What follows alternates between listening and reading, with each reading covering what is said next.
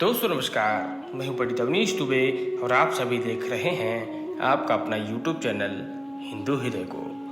दोस्तों आज मैं आप सभी को राधा और कृष्ण की पावन कथा आप सभी को सुनाने जा रहा हूं।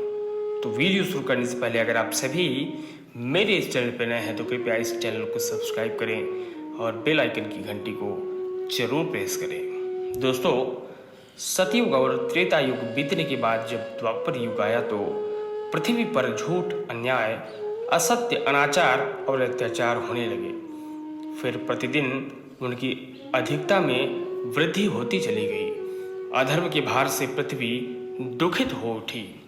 उसने ब्रह्मा, विष्णु और शिव के पास पहुंचकर प्रार्थना की कि वे उसे इस असहनीय भार से मुक्त करें, लेकिन वो तीनों ही पृथ्वी को इस भार से मुक्त करने में असमर्थ थे। कोई उपाय न देखकर विष्णु ने कहा, चलिए हम लोग भगवान के पास चलें, वही हमें कोई उपाय बता सकते हैं।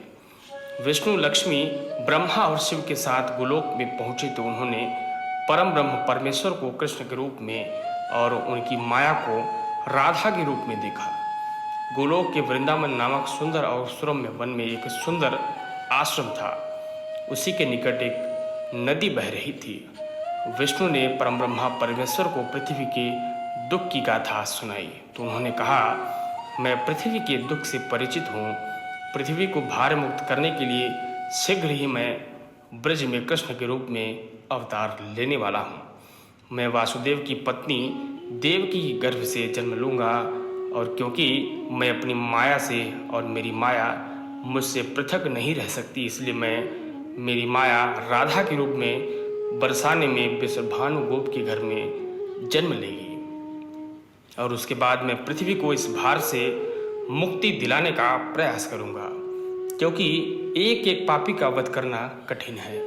इसलिए मैं ऐसा उपाय करूंगा कि संसार के समस्त पापी स्वयं ही लड़ भिड़ कर पृथ्वी का भार हीन कर दें। आप लोग निश्चिंत होकर अपने अपने धाम को पधारिए और मेरे आदेशों का प्रतीक्षा कीजिए।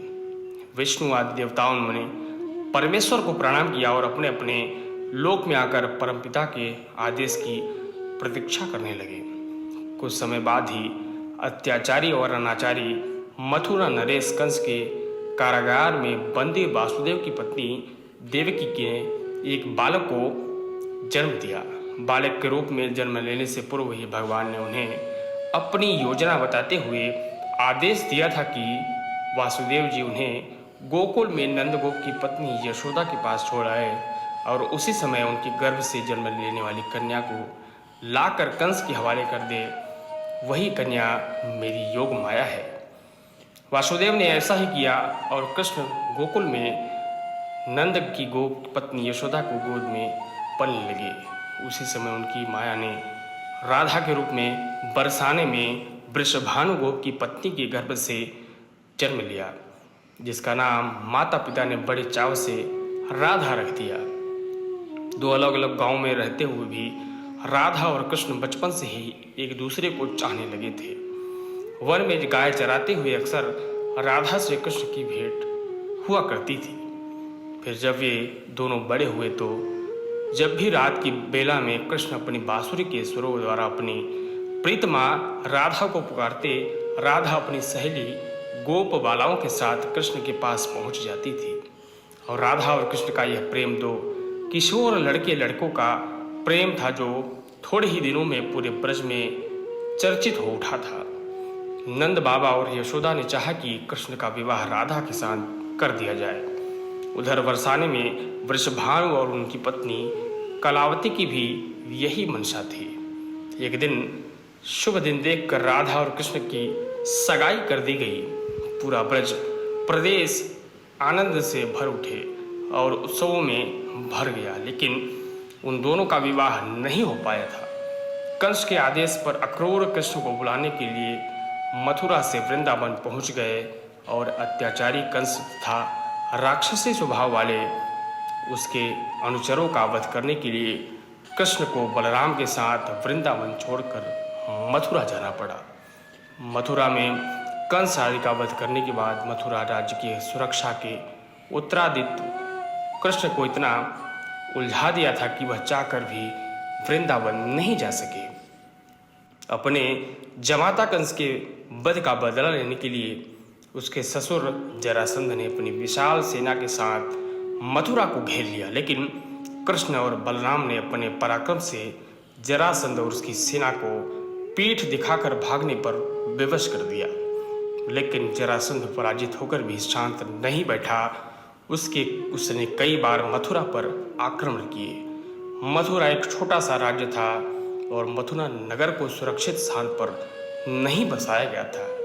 अतः कृष्ण ने मथुरा को छोड़कर अन्य कहीं जाने का निश्चय कर लिया और जरासंध की विशाल सेना के बीच से मथुरा वासियों को सुरक्षित निकालकर हजारों योजन दूर भारतवर्ष के पश्चिमी सागर तट पर ले गए और द्वारका नगरी की स्थापना करके एक शक्तिशाली यादव राज्य स्थापित कर दिया था।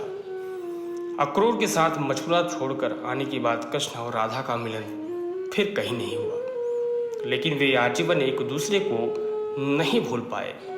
वैभव संपन्न द्वारका में अनेक सुंदर पत्नियों का प्यार पाकर भी वह राधा के प्यार को नहीं भूल पाए थे और संसार आज भी राधा कृष्ण के प्रेम को एक आदर्श प्रेम के महान तथा अमर प्रतीक के रूप में याद करती है। उनकी मूर्तियां भारत में ही नहीं बल्कि विदेशों में भी उनकी मूर्तियों का प्रतिष्ठान किया गया है और बड़े बड़े लोग भी भक्तिभाव में उनकी पूजा अर्चना करते हैं। दोस्तों, इस वीडियो में इतना ही। अगर ये वीडियो आप सभी को पसंद आया हो तो इस वीडियो को लाइक करें, शेयर करें, कमेंट करें और जय श्री कृष्ण, जय श्री राधा अवश्य लिखें।